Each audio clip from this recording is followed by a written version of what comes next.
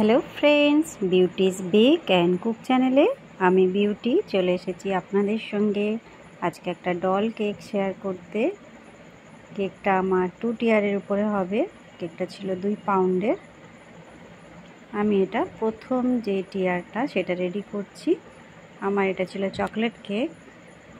Cake স্পঞ্জটা আমি প্রথমে 3টে লেয়ারে কেটে ক্রিম দিয়ে ক্রাম কোট করে 10 মিনিট ফ্রিজে রেখেছিলাম। তারপরে এটা ফাইনালাইজিং করছি। কাস্টমারের ডিমান্ড ছিল আমি যেন দুটো কালার ইউজ করি, হোয়াইট অ্যান্ড পিঙ্কের উপরে কেকটা রাখি। সেই হিসাবেই আমি কেকটা ডেকোরেট করছি। এইটা হচ্ছে আমি 7 ইঞ্চি মোল্ডে 1.5 পাউন্ড কেক বেক করেছি। আর উপরে যে টেয়ারটা আমি দেব সেটা হচ্ছে 1/2 পাউন্ড, টোটাল 2 পাউন্ডের কেক। আমি প্রথমে সাদা ক্রিম দিয়ে আইসিং করে নিয়েছি।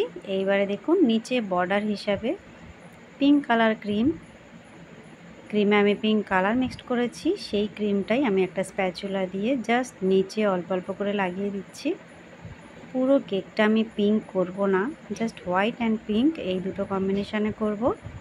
আমি একটা স্ক্র্যাপার দিয়ে টেনে নিলাম আর উপরটায়ও একটু অল্প করে ক্রিম দিয়ে দিলাম।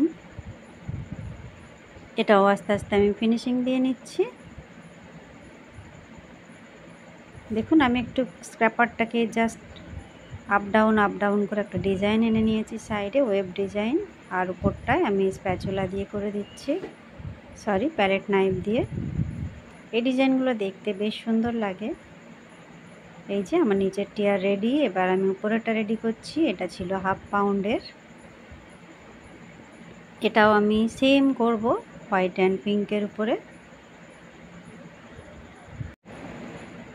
কাজগুলো কিন্তু যথেষ্ট টাইম নিয়ে ধীরে সুস্থেই করতে হয়, কিন্তু ভিডিও অনেক বড় হয়ে যাবে বলে আমাদের এটা স্পিডে দেখিয়ে দিতে হয়।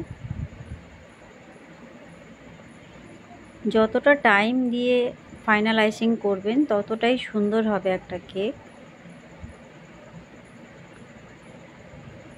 আর এই ধরনের স্ক্র্যাপার যদি না থাকে তাহলে মোটা কোনো কার্ডবোর্ড বা তাস, এটিএম কার্ড এগুলো ব্যবহার করতে পারেন। এটারও আমি নিচে বর্ডার হিসাবে পিঙ্ক কালারের ক্রিম লাগিয়ে নিচ্ছি। পাইপিং ব্যাগ ইউজ করতে পারেন এই জায়গায়, তবে আমি বেশি ব্যাগ ইউজ করতে চাইনি। পাইপিং ব্যাগ জাস্ট আমি যেভাবে কাজ চলে যাবে সেইটাই আমি অ্যাপ্লাই করছি। আমি একটা সিলিকনের ব্রাশ নিয়েছি, নিয়ে এটাকে একটু টেনে দিচ্ছি। এটাও দেখতে বেশ সুন্দর লাগে। 2 টিয়ার 2 ধরনের ডিজাইন আমি রাখবো। এটা আমি প্রায় 2 ঘন্টা ফ্রিজে রেখে দুটোই টিয়ার আমি সেট করে নিয়েছি। দেখুন একটা প্যালেট নাইফ দিয়ে ধরেছি আর উপরে একটা মোটা স্ট্র আমি দিয়েছি যাতে সাপোর্ট থাকে, কোনোভাবে সরে না যায়। এখানে আমি একটা নজেল নিয়েছি পুরোপুরি রাউন্ড শেপের। এখানে নজেল না হলেও চলতো, জাস্ট পাইপিং ব্যাগটা একটু ছোট করে কেটে নিলেও এই ডিজাইনটা বার হয়ে আসে। আমি কিন্তু প্রেস করছি, সাইডের দিকে হালকা একটু করে টেনে দিচ্ছি, তবেই ডিজাইনটা দেখতে সুন্দর লাগে, ছোট্ট ছোট্ট পার্লের মতো বার হয়। উপরেরটা আবার কি করছি, জাস্ট প্রেস করছি, এটা আর সাইডে টানছি না। দুটো 2 রকমের বর্ডার আমি রাখছি এখানে।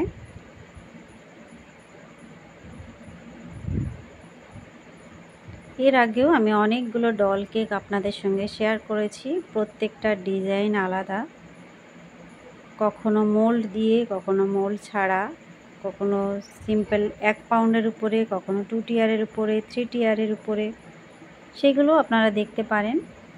আমি এখানে ডলটা বসাবো বলে একটা বেস বানিয়ে নিচ্ছি, কেননা ডলের যে ড্রেসটা করব সেটা যেন দেখতে ভালো লাগে, সেই কারণেই এটা আমি ক্রিম দিয়ে বেসটা বানিয়ে নিলাম। তার উপরে একটু পিঙ্ক কালারের ক্রিম দিয়ে আর একটু বেসটাকে পিঙ্ক কালার করে নিচ্ছি, কেননা ডলের যে ড্রেসটা হবে সেটা পুরোপুরি পিঙ্ক হবে।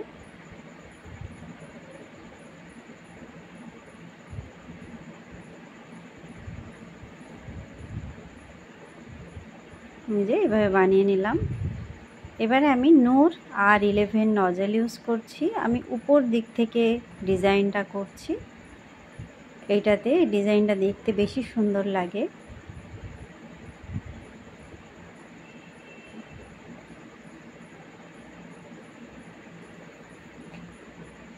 এই ধরনের ডিজাইন আমি অনেকবার শেয়ার করেছি আপনাদের সঙ্গে।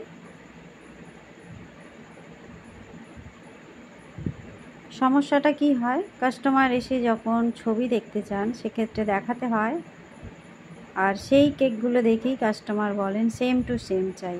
সেই কারণে একটু যে অন্য ধরনের ডল বসাবো, অন্য রকম ড্রেস করব, সেটা হয়ে ওঠে না সব সময়।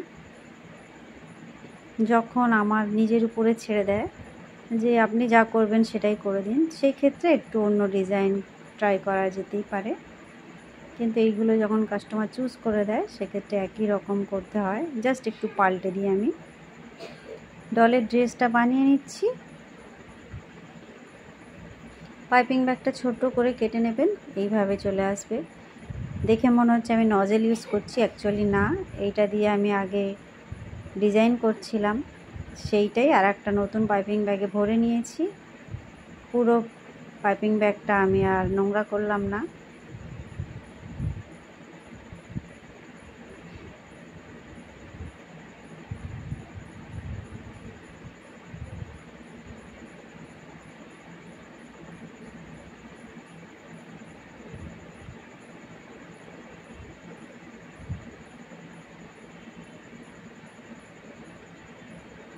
এই ধরনের ডলগুলো 1 পাউন্ড কেকের উপরে ভালোভাবে দেওয়া যেতে পারে। যখনই 2 টিয়ারের কেক থাকবে তখন ডলটা পুরোপুরি হলেও চলে, কোনো অসুবিধা নেই, নিচ পর্যন্ত চলে যায়। সেক্ষেত্রে একটু কেকটা কাটিং করে তুলে নিতে হয়, কিন্তু এই ডলগুলোর ক্ষেত্রে আর কাটিং করতে লাগে না। এগুলো ইজিলি প্রেস করলে কেকের মধ্যে সেট হয়ে যায়। আমি এখানে ডলের হার, দুল, চুড়ি সব বানিয়ে দিলাম, কেননা বাচ্চারা এইসব জিনিসই দেখতে বেশি পছন্দ করে। আচ্ছা, এখানে আমি টার্ন টেবিলে কয়েকটা ফুল বানিয়ে নিচ্ছি। টার্ন টেবিলটা ঘোরাচ্ছি আর জাস্ট ঘোরাতে ঘোরাতে ডিজাইনগুলো আমি তৈরি করে নিচ্ছি। এইটা হচ্ছে R11 নজেল, বড় সাইজের।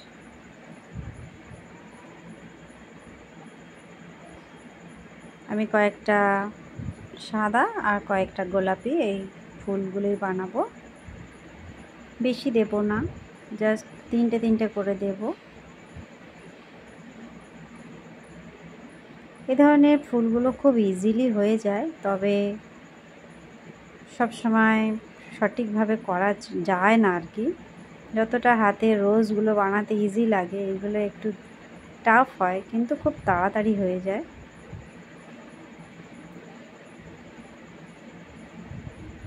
ব্যাস, আমি ফুলগুলো বসিয়ে দিয়েছি। এইবার নামটা লিখছি, চকলেট গানাশ দিয়ে করছি।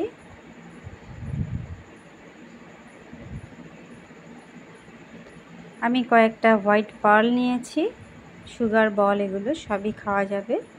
সেইগুলোই আমি ছিটিয়ে ছিটিয়ে কেকের গায়ে বসিয়ে দিচ্ছি, কেননা এগুলো 0 সাইজের, একটা একটা ধরে বসাতে গেলে সারা দিন লেগে যাবে, তাই ছিটিয়ে ছিটিয়ে দিলে তাড়াতাড়ি হয়ে যাবে। ডলের ড্রেসের উপরেও দিয়ে দিলাম খানিকটা।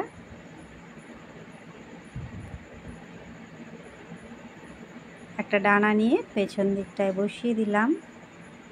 আমার কাছে হোয়াইট বা পিঙ্ক কোনোটাই ছিল না, রেড কালার ছিল, সেই জন্য বাধ্য হয়ে আমি রেড কালার ডানাটা দিয়ে দিলাম। এই যে আমার ডল কেকের ফাইনাল লুক। কেমন লাগছে বন্ধুরা? ভালো লাগলে বা একটু হেল্পফুল মনে হলে অবশ্যই একটা লাইক করবেন, চ্যানেলটা সাবস্ক্রাইব করে রাখবেন। দেখা হবে আপনাদের সঙ্গে নতুন কোনো ভিডিও নিয়ে। Bye bye.